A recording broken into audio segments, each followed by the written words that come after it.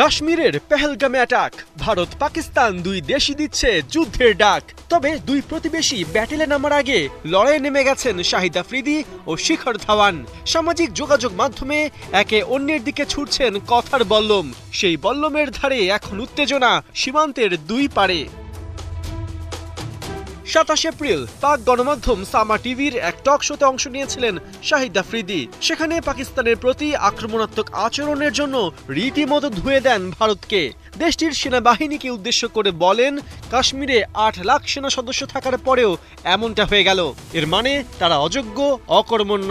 তারা নিজ দেশের মানুষকে নিরাপত্তা দিতে পারেনি। ব্যাস, বলতে দেরি নেই, সীমান্তের ওপার থেকে কামান দেখে বসেন শিখর ধাওয়ান।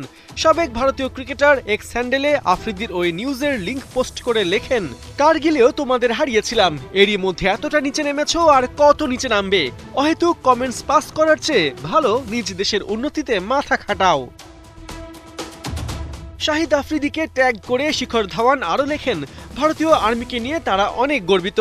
ভারতের হয়ে স্লোগানও দেন সেই পোস্টে। বেমক্কা এমন রিয়াকশন হবে এটা হয়তো ভাবেননি শাহিদ আফ্রিদি। তারপরেও যখন বাউন্সার পেয়েছেন, পুল তো করতেই হয়।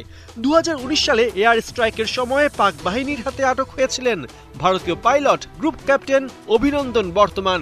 তখন চায়ের কাপ হাতে তার ইন্টারোগেশনের মুহূর্ত স্মরণ করিয়ে দেন শাহিদ আফ্রিদি। হার জিত রেখে শিখরকে চা খাবার অফার করেন সাবেক এই পাক অলরাউন্ডার। এই রিপ্লাইয়ের পর অবশ্য পাল্টা তীর এসেছে নিজ ঘর থেকেই। পাকিস্তানের সাবেক লেগ স্পিনার দানিশ কানেরিয়া যা লিখেছেন তা বোমা ফাটার মতোই। ব্যঙ্গ করে লেখেন, যে ব্যক্তি হিন্দুদের সাথে বসতে কিংবা খেতে অস্বীকৃতি জানায়, সেই কিনা হঠাৎ চায়ের আমন্ত্রণ জানাচ্ছে।